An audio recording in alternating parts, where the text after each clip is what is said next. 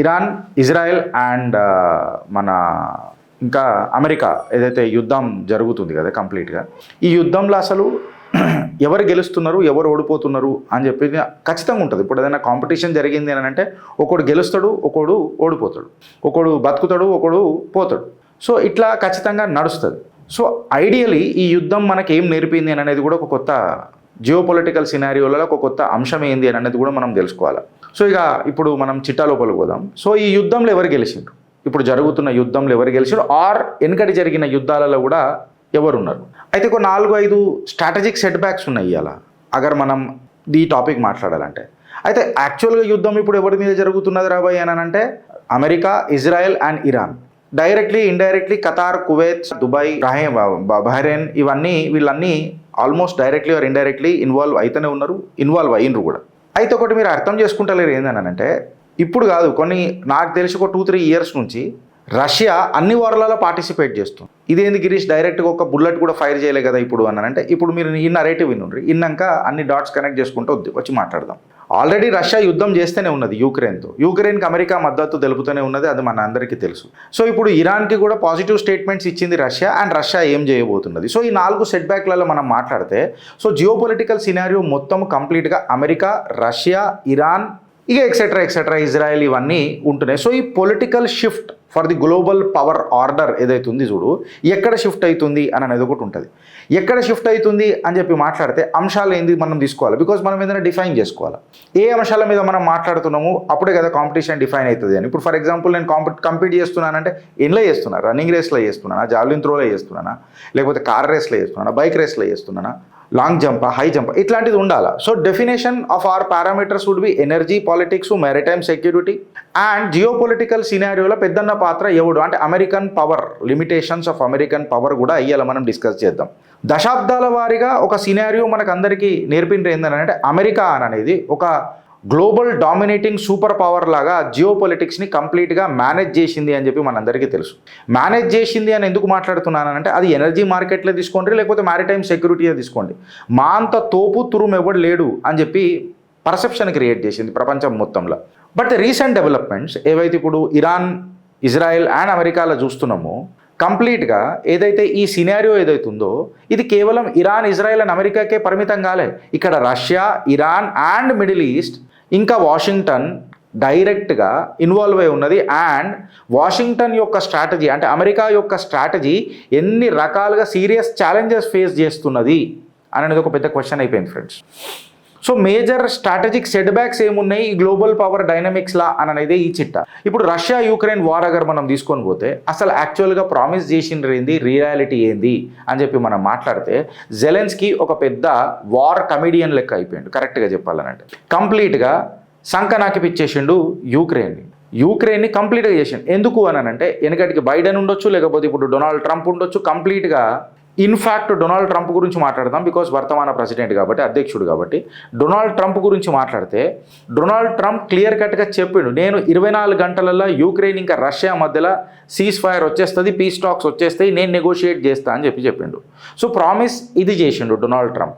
But actually reality ఏమైంది అని అంటే, అసలు రెజల్యూషన్ లేకుండా ఇంచ్ బై ఇంచ్, గజం బై గజం, ఎకరం బై ఎకరం రష్యా యుక్రెయిన్ మీద చేస్తూనే ఉన్నది. సో నీ పొత్తులేంది, యాక్చువల్గా నీ డెసిషన్స్ ఏంది, నీ దేశం ఏ రకంగా సంకనాకిపోయింది అని అనేది దీనికి కారణం ఎవరు ఇవ్వాలి యుక్రెయిన్కి అని అంటే జెలెన్స్కీ. ఎవరిని భరోసా పెట్టుకొని ముంగడికి పోయిండు అనేది ఒక పెద్ద క్వశ్చన్. నీకు అవకాశం లేనప్పుడు రష్యా క్లియర్ కట్గా చెప్పింది, నువ్వు నేటోలో సంతకం చేయకు, నువ్వు నేటో బలగాలను తీసుకొచ్చినా నా పక్కన పెట్టకు, నాకు ఇది ఒకటే ప్రాబ్లం నీతోని అని చెప్పి క్లియర్ కట్గా చెప్పింది. ఎవడైనా ఎప్పుడైనా నువ్వు దగ్గరకు వచ్చి కూర్చున్నావు అని అంటే ఎవడైనా ఆలోచిస్తాడు కదా. సో రష్యా కంప్లీట్గా ఈ బ్యాటిల్ మూమెంట్ని మెయింటైన్ చేస్తూ వచ్చింది, మూమెంటమ్ని మెయింటైన్ చేస్తూ వచ్చింది. అమెరికా ఏం చేసింది, రష్యా మీద ఎట్టి పరిస్థితులలో ప్రెషర్ వస్తుంది, ఎప్పుడైతే నేను శాంక్షన్స్ పెడతానో, శాంక్షన్స్ పెట్టగానే రష్యన్ ఎకానమీ మొత్తము పారాలసిస్కి వచ్చేస్తుంది, పక్షవాతంకి వచ్చేస్తుంది, సంకనాకిపోతుంది రష్యా అని చెప్పి ఒకటి ఆలోచించింది. అంటే డీప్ డౌన్ అనాలిసిస్ అక్కడ మనం చేసి చూస్తే, మాస్కోని సబ్మిషన్ చేయనికే అంటే సరెండర్ కానికే, కాంప్రమైజ్ కానికే ఒక ఎకానమికల్ ఫోర్స్ తీసుకొని వచ్చి శాంక్షన్స్ రూపంలో చేస్తే నడిచిపోతుంది అని అంటే, వీళ్ళు ఏమనుకున్నారు, పుతిన్ ఒక ఐపీఎల్ వార్ ఆడదామని అనుకున్నాడు. ఇన్ఫ్యాక్ట్ పుతిన్ కూడా అనుకున్నాడు, బెనిఫిట్ ఆఫ్ డౌట్ ట్రంప్కి ఇద్దాం.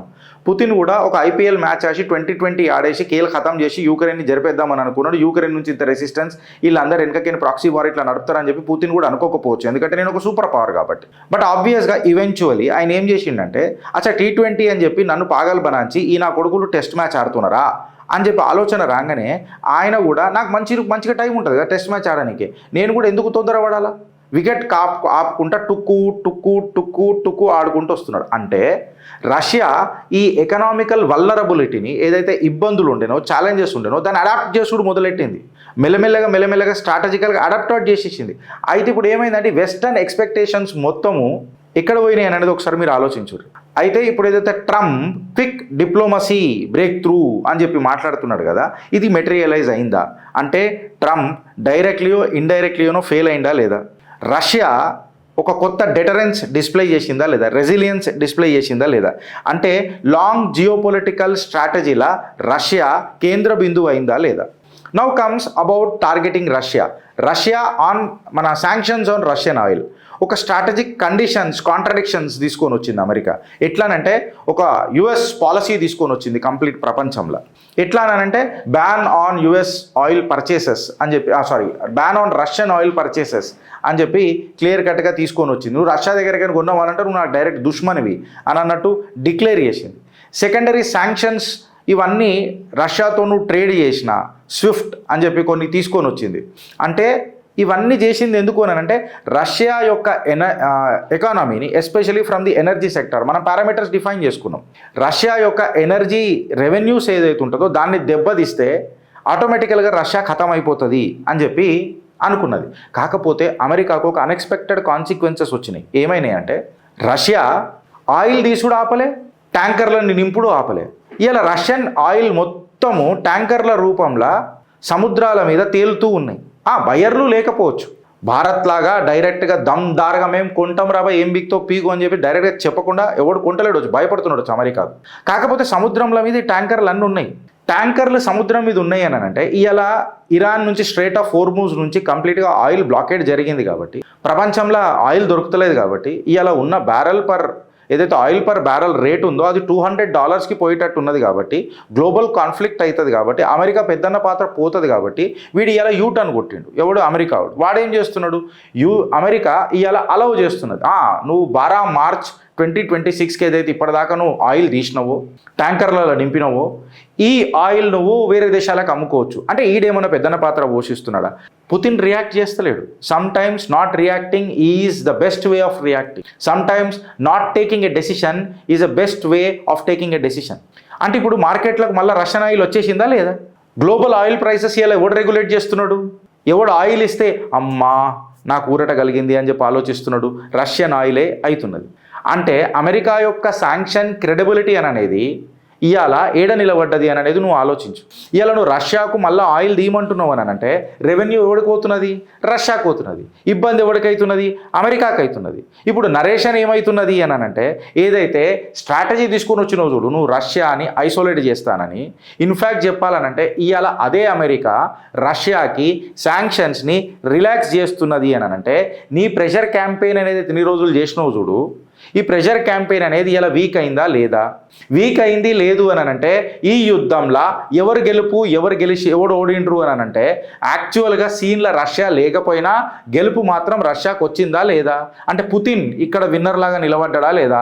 సో నా దృష్టిలో from the perspective of connecting the dots agar తీసుకుంటే అది యూక్రెయిన్ యుద్ధమైనా అండ్ ఈ మిడిల్ ఈస్ట్ ఇప్పుడు జరుగుతున్న పంచాయతీ అయినా ఇక్కడ తెలివిగా తన ఏమంటారు తపోబలం అని అనుకోండి, లేకపోతే ఓపిక అని అనుకోండి, అమెరికా ఊపిరి తీసేస్తున్నాడు. అమెరికాను ఒక డెడ్ ట్రాప్లకు నూకేసిండు పుతిన్.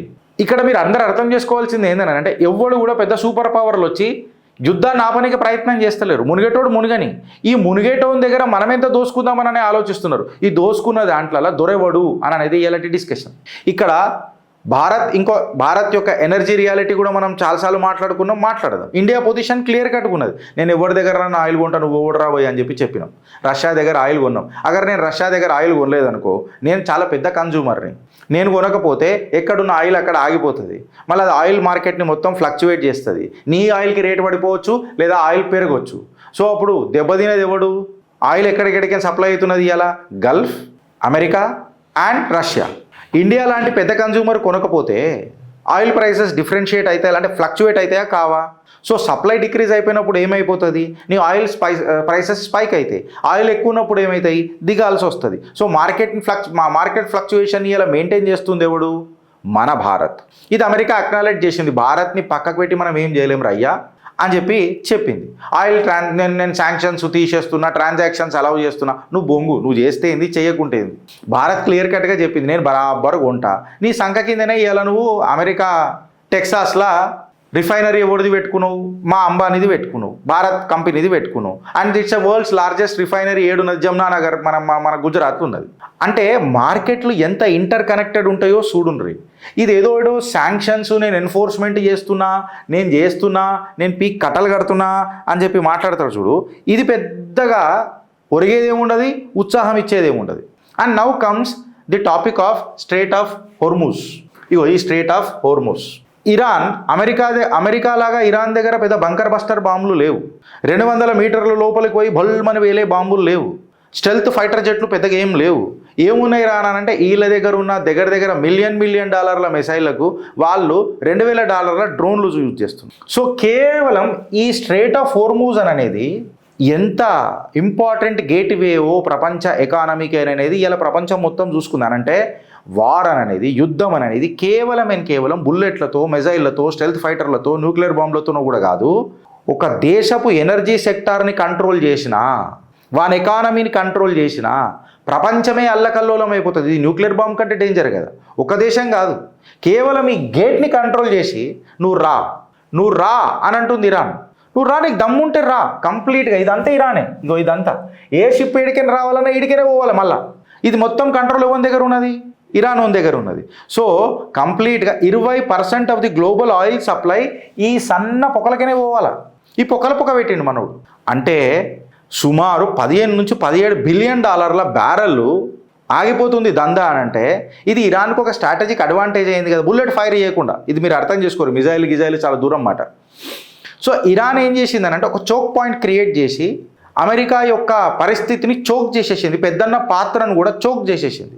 ఇప్పుడు ఈ కాన్ఫ్లిక్ట్ ఏమైపోయింది మొత్తము అని చెప్పి మనం ఆలోచిస్తే ఒక గ్లోబల్ ఎనర్జీ క్రైసిస్ డిఫైన్ చేసేసింది. ఇప్పుడు అమెరికా యొక్క పెద్దన్న పాత్ర, one of the biggest largest navy America దగ్గర ఉన్నది, పవర్ఫుల్ నేవీ ఉన్నది.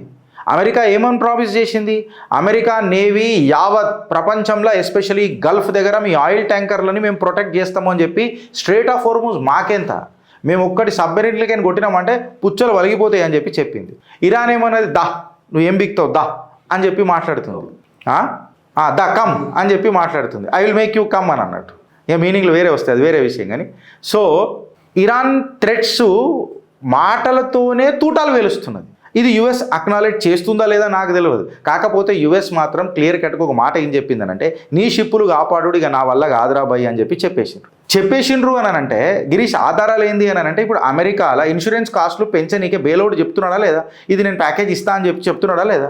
గ్లోబల్ ఆయిల్ ప్రైసెస్ని కంట్రోల్ చేయనీకే ఇన్సూరెన్స్ పాలసీలు, ఇన్సూరెన్స్ కాస్ట్లు పెరుగుతున్నాయా లేవా? అమెరికా యొక్క పెత్తనం అనేది పోతుందా లేదా?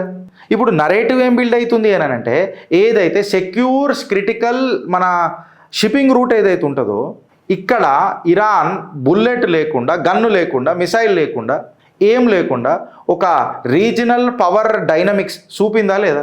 చిన్న స్ట్రాటజిక్ లీవరేజ్ యూజ్ చేసింది. ఇది మళ్ళా అంత పెద్దన్న పాత్ర CIA, మొసాడ్ వీళ్ళందరూ ఆలోచించలేకపోయినరా అని చెప్పిన ప్రశ్న. లేకపోతే తన సేఫ్టీ కోసం అమెరికా సంకనాకినా నాకేం ఫరక్ పడుతుంది? ఎందుకనంటే ఎవరికి వాడి దేశం ఇంపార్టెంట్ ఉంటుంది. అమెరికా చేస్తున్న నాటకాలు ఇజ్రాయెల్ మీద కూడా పెత్తనం చేయడానికి ఎన్నోసార్లు ప్రయత్నం చేశారు, చరిత్ర సాక్షి దానికి. ఇప్పుడు సపోర్ట్ చేస్తున్నారు అంటే అమెరికాని యొక్క సీక్రెట్లు ఇజ్రాయెల్ దగ్గర గట్టిగా ఉంటాయి. ఇరాన్ అగ్రెసివ్గా రెస్పాండ్ అయితే లేకపోవచ్చు, కాకపోతే స్ట్రేట్ ఆఫ్ హోర్ముజ్ని బ్లాక్ చేసి పడేసి ఆయిల్ ట్యాంకర్లను అటాక్ చేసుకుంటా గల్ఫ్ల యొక్క ఫైనాన్షియల్ ఇన్ఫ్రాస్ట్రక్చర్ని మొత్తం కొలాప్స్ చేస్తూ వచ్చింది. అంటే ఇవాళ న్యూక్లియర్ మిజైల్ కంటే ఒక ఎనర్జీ వెపన్ ఇవాళ ప్రపంచంకి పరిచయం అయిందా లేదా? ఈ ఎనర్జీ వెపన్ వాడితే బ్యారెల్ ప్రైసు $200 పోతుంది అన్నది తీసుకోవచ్చు అని అనే ఒక పర్సెప్షన్ క్రియేట్ చేసిందా లేదా? ఇది కంప్లీట్ గ్లోబల్ మార్కెట్లను షేక్ చేసిందా లేదా? ఇప్పుడు ఈ షాక్ వేవ్స్ కంప్లీట్గా గల్ఫ్లో కనబడుతున్నాయా లేవా? ఈ ప్రెషర్ అనేది ఎనర్జీ రూట్లలో కనబడుతుందా లేదా? వెస్టర్న్ ఫైనాన్షియల్ ఇన్స్టిట్యూషన్స్ అంతా గల్ఫ్ కంట్రీలోనే కేంద్రం ఉన్నాయి, నేను వాటినే బాంబు చేస్తా అని చెప్పి సెవరల్ బ్యాంక్స్ ఏవైతే అన్నీ ఉన్నాయో అవన్నీ అప్రమత్తంగా ఉన్నాయి, లేదా నష్టపోయి ఉన్నాయి, లేకపోతే ఈ యుద్ధాన్ని ఆపండిరా భయ్ అని చెప్పి ప్రపంచాన్ని రిక్వెస్ట్ చేస్తుంది. ఎట్లయితున్నది అని అంటే దుబాయ్ ఏదైతే బిజినెస్ హబ్ ఉందో ఇలా స్టాఫ్ రిలొకేషన్స్ అవుతున్నాయి, వర్క్ ఫ్రమ్ హోమ్ పాలసీస్ వస్తున్నాయి, ఎకనామిక్ రిస్క్ అవుతున్నది. దుబాయ్ ఇంకా ఖతార్ అయితే ఏవైతే ఫైనాన్షియల్ హబ్బులు ఉండేనో, బిలియనీర్స్కి ఇన్వెస్ట్మెంట్ హబ్ ఉండేనో, ఇవాళ ఆ హబ్బు హ్యాలో అయిపోయింది. ఒక బుల్లెట్ ఫైర్ చేసిందా? ఓ మిజైల్ ఫైర్ చేసిందా? పెద్ద పెద్ద సబ్మెరీన్లు చూస్తున్నావా? స్టెల్త్ ఫైటర్ జెట్లు చూస్తున్నావా? ఏం లేదు. కేవలం ఈ పొక్కను ఆపేసి చోక్ పాయింట్ క్రియేట్ చేసింది. ఇప్పుడు ఇరాన్ మీద జర మాట్లాడదాం. ఇజ్రాయెల్ తన వెస్టర్న్ ఇంట్రెస్ట్తో వచ్చింది. నాకు వీడు ఎప్పటికైనా థ్రెట్ ఇరాన్ అనేటోడు, వీడు కూడా ఇజ్రాయెల్లోని గెలికిండు. ఎట్లా గెలికిండంటే అసలు నీది భూమే కాదు, నీ జాగనే కాదు అని ఇప్పుడు వీళ్ళు ఏదో మాట్లాడతారు ఇరాన్ వాళ్ళు కూడా. ఇప్పుడు మేము ఎడికైనా వచ్చినాము అని అంటే వీళ్ళు యహూదీలకైనా వాళ్ళకైనా వీళ్ళకొని వచ్చిన చరిత్ర చెప్పినట్టు మాట్లాడారంటే మళ్ళీ మీ తాతల గీతలు ఎవరు రాబోయే అని చెప్పి ఒక క్వశ్చన్స్ వస్తాయి. వీళ్ళు ఏమనంటారు, అసలు మీ భూమే కాదనంట. నీ భూమి ఎందుకు కాదని చెప్పి వాడు లోలి పెడతాడు. ఇప్పుడు కాశ్మీర్ మీద పంచాయతీ నీ భూమే కాదంటాడు. ఇప్పుడు పాకిస్తాన్ వాడు భూమి ఎడికేం తీసుకున్నాడు, భారత్కేం తీసుకున్నాడు. కాశ్మీర్ నీది కాదనంటే అయ్యా జాగిరా అని మనం ఎట్లా అంటాం? అంటే ఇజ్రాయిల్ ఏం చేస్తున్నది అంటే ఇరాన్ని ఎకనామికల్గా వీక్ చేయడానికి ప్రయత్నం చేస్తుంది. ఒక దగ్గరనేమో అమెరికా ఒక పెద్దన్న పాత్ర పోషిస్తూ స్టెల్త్ బాంబర్లు యూజ్ చేసి ఇరాన్కి ఒక భయాందోళన సిచ్యువేషన్లు క్రియేట్ చేసే ప్రయత్నం చేస్తుంది. ఇక్కడ ఎవరు మన ఇజ్రాయెల్ ఏం చేస్తుందనంటే దానికి ఉన్న స్ట్రాటజిక్ ఇంటెలిజెన్స్తోని ఇరాన్ యొక్క ఫైనాన్షియల్ మార్కెట్స్ ఇంకా స్ట్రాటజిక్ ఇన్ఫ్రాస్ట్రక్చర్ ఏదైతే ఉందో చూడు దాన్ని ధ్వంసం చేస్తుంది. ఇంటెల్ ఇచ్చుకుంటారు. ఈ కంప్లీట్ ఇరానియన్ ఫైనాన్షియల్ సిస్టమ్స్ అన్ని ఇప్పుడు గవర్నమెంట్ పేమెంట్స్ ఎక్సెట్రా ఏవైతే ఉంటాయో అవన్నీ కొలాప్స్ అవుతున్నాయి. అంటే ఇప్పుడు ఇరాన్ రెస్పాన్స్ ఏ రకంగా ఉంది అని అనేది కూడా మనం చూడాలి. ఇజ్రాయెల్ ఇట్లనే కొట్టుకుంటూ వచ్చింది. ఇరాన్ ఏం చేస్తుందనంటే ఈ రిటాలియేషన్ థ్రెట్లను ఒక మ్యారిటైమ్ ప్రెషర్ ఈ స్ట్రేట్ ఆఫ్ హార్మోజ్ని కంట్రోల్ చేసుకుంటా ఇజ్రాయెల్ మీద ప్రెషర్ వేయకుండా అమెరికా మీద వేస్తుంది. ఎందుకంటే పెత్తనం అంతా అమెరికా కాదు, అమెరికాని కంట్రోల్ చేసినాం అనుకో ఆటోమేటిక్ ఇజ్రాయెల్ బ్యాక్ ఫుట్లోకి వస్తుంది. సో ఎవరు ఆటల వాళ్ళు ఆడుతున్నారు, కూల్గా కామ్గా ప్రెషర్ ఫీల్ అయినట్టు కాకుండా మూమెంట్ తీసుకొని పోతున్నారు. సో ఇది ఇలా మిజైల్ వార్ కాదు, ఇది బుల్లెట్ వార్ కాదు, ఇది స్టెల్త్ ఫైటర్ల వార్ కాదు, ఇది ఎనర్జీ వార్ఫేర్. ఎప్పటికో నేను ఎన్నోసార్లు చెప్పిన ఫ్రెండ్స్, యుద్ధం తన యుద్ధ కోర్స్ మార్చింది, యుద్ధ నీతి మార్చింది. బుల్లెట్ ఫైర్ చేయరు, సైబర్ వార్ఫేర్ అవుతుంది, ఫైనాన్షియల్ వార్ఫేర్ అవుతుంది, ఎనర్జీ వార్ఫేర్ అవుతుంది. ఇది ఎన్నోసార్లు నేను చెప్పిన. And you need to be ready. ఇలా ఇక్కడ రష్యా ఎంటర్ అవుతుంది. రష్యా యొక్క T20 మ్యాచ్ అని దిగింది, టెస్ట్ మ్యాచ్ అని చెప్పి వీళ్ళు డిక్లేర్ చేసిర్రు. ఓకే నేను టుక్కు ఆడతానని ఓపికతో రష్యా ముంగడిగోడు మొదలెట్టింది. ఎట్లా ఇగో చూడండి, కంప్లీట్ ఇవంతా మెయిన్ యూరోపియన్ పోర్ట్స్ ఏవైతే ఉన్నాయో కంప్లీట్గా రష్యా దీన్ని డామినేట్ చేస్తుంది. ఇవాళ రష్యా ఒక లాంగ్ టర్మ్ స్ట్రాటజీతో పోతున్నది. ర్యాపిడ్ ఎస్కలేషన్ ఏం చేస్తలేదు, కంట్రోల్ చేస్తున్నది. Energy can neither be created Nar destroyed అనే కాన్సెప్ట్లో పోతున్నది. మాస్కో ఇప్పుడు ఏం చేస్తున్నది అంటే అమెరికాని యుద్ధంలా రెచ్చగొడుతూ మాస్కో ఏం చేస్తున్నది అంటే ఎనర్జీ ఎక్స్పోర్ట్ల మీద కాన్సన్ట్రేట్ చేసింది, ఎకనామిక్ రెసిలెన్స్ మీద కాన్సన్ట్రేట్ చేసింది, డిప్లొమాటిక్ పేషెన్స్. ఇంకా ఎక్కువ నాటకాలు చేయక నుట్రాం ఇప్పుడు రష్యా దిగుతున్నది అని చెప్పి ఒక స్టేట్మెంట్లు ఇస్తుంది. అంటే ఒక సైకలాజికల్ వార్ఫేర్ నడుస్తుంది. అవుట్కమ్ ఏమవుతుంది అని అంటే ఏవైతే గ్లోబల్ ఎనర్జీ షార్టేజెస్ ఆయిల్ రూపంలో వస్తుందో ట్రంప్ని ఫోర్స్ఫుల్గా నెగోషియేషన్ చేసేటట్టు ముంగటికి తీసుకొని పోతుంది. ఇది పుటిన్కి మళ్ళీ ఇది జియో పొలిటికల్ అడ్వాంటేజ్ జరిగితే ఈ యుద్ధంలో ఎవరు గెలిచిండ్రు? America గెలిచిందా, Putin గెలిచిందా? ఈ యుద్ధం ఇప్పుడు ఆగదు, ఇది ఇట్లనే నడుస్తుంటుంది టెస్ట్ మ్యాచ్ లెక్క. ఎందుకు నడుస్తుంటుంది అని అంటే ఏదైతే గేమ్లా పుతిన్ని పసాంచుదామని చూసిండ్రో అదే గేమ్లా ఇవాళ ఎవడు పసాంచిపోయిండు? ట్రంప్ పసాంచిపోయిండు. ఈ ఎకానమీ స్టెబిలైజ్ అవుతుందా? ఈ ఎనర్జీ రెవెన్యూస్ అనేవి ఉన్నాయి కంటిన్యూ అయితేనే ఉంటాయా? ఈ వెస్టర్న్ యూనిటీ అనేది ఇప్పుడు గట్టిగా ఉంటుందా అని అనేది ఒక పెద్ద question. Because we are defining on from the perspective of global energy crisis. Russian oil అనేది ఇవాళ అమెరికన్ ఆయిల్ కంటే, అమెరికన్ పెత్తనం కంటే మోర్ వాల్యుబుల్ అయిపోయింది. రష్యన్ గ్యాస్ కూడా రష్యా ఇది మెయింటైన్ చేస్తుంది. ఇప్పుడు గ్లోబల్ అలయన్స్లు కూడా మారుతాయి దీంతో. నాటోలు ఏదైతే వెస్టర్న్ హెగిమోనీ ఉండే కదా ఆ వెస్టర్న్ హెగిమోనీ అంతా కంప్లీట్గా ఈస్ట్ సైడ్ రావచ్చు. ఈస్ట్ కంటే ఎక్కువ నన్ను అడిగితే ఒక గ్లోబల్ సౌత్ అనేది బాగా పెరుగుతుంది. భారత్ యొక్క పాత్ర, చైనా యొక్క పాత్ర, రష్యా యొక్క పాత్ర ఘోరంగా పెరుగుతుంది. అప్పుడు ప్రపంచ దేశాలు మొత్తం అమెరికా పెత్తనం ఎందుకు నడవాలా? ఒక స్ట్రాటజిక్ న్యూట్రాలిటీ వైపు రానికి ప్రయత్నం చేస్తాయి. భారత్, చైనా ఇంకా గల్ఫ్ స్టేట్స్ కలిపి ఈ ఎకనామిక్ డామినెన్స్ని అమెరికా చేతుల నుంచి తీసేసుకుంటారు. ఎందుకంటే నేను కాపాడతా అని చెప్పి స్ట్రేట్ ఆఫ్ హోర్ముజ్ దగ్గర నువ్వు పీక్ కట్టలు కట్టింది ఏం లేదు, నువ్వు తోక ముడుచుకొని తిరిగి వెళ్ళిపోయినావు. ఇవాళ యుద్ధ మైదానంలో నుంచి బగోడా హెత్తు అమెరికా, నువ్వు రంచోడివి అని చెప్పి ఇలా మాట్లాడుతున్నారు. సో వెస్టర్న్ శాంక్షన్స్ ఏమవుతున్నాయి అని అనేది ఇలా మనం ఫుల్లీ అండర్స్టాండ్ చేసుకోవాలా. బికాజ్ ఈ ఎనర్జీ సెక్యూరిటీ ఇంకా ఎకనామిక్ స్టెబిలిటీ అనేది కంప్లీట్గా పేలిపోయి పుచ్చిపోయింది. ఇప్పుడు రియల్ జియో పొలిటికల్ షిఫ్ట్ ఏమవుతుందనంటే ఒక 3 మేజర్ సూపర్ పవర్స్ ఎమర్జ్ అవుతున్నాయి.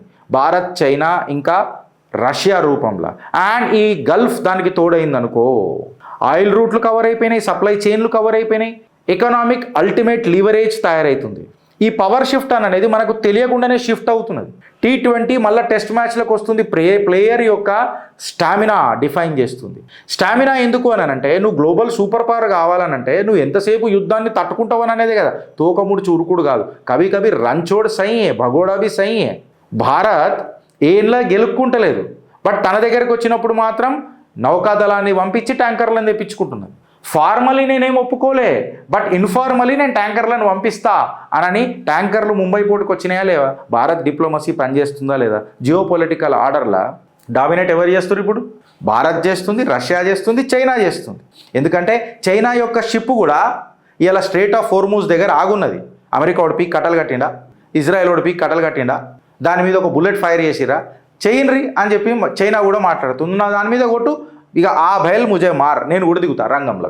నేను దిగిందా అంటే పక్కకే నార్త్ కొరియా వాడు ఉన్నాడు, మంచిగా బందర్లడ్డోడు ఏష్పడు దోపుతాడు మళ్ళా బొమ్మలు అని చెప్పి క్లియర్ కట్గా ఒక మెసేజ్ ఇస్తుంది. అంటే ఇండిపెండెంట్ పాలసీస్, ఇండిపెండెంట్ నేషన్స్ తన ఇండిపెండెన్స్ తీసుకోనికి ప్రయత్నం చేస్తున్నాయి డెమోక్రసీ పేరు మీద అమెరికా ఆడుతున్న నాటకాలకు. ఈ జియో పొలిటికల్ డెవలప్మెంట్స్ కంప్లీట్గా సెవరల్ రియాలిటీస్ని మనకు పరిచయం చేసినాయి.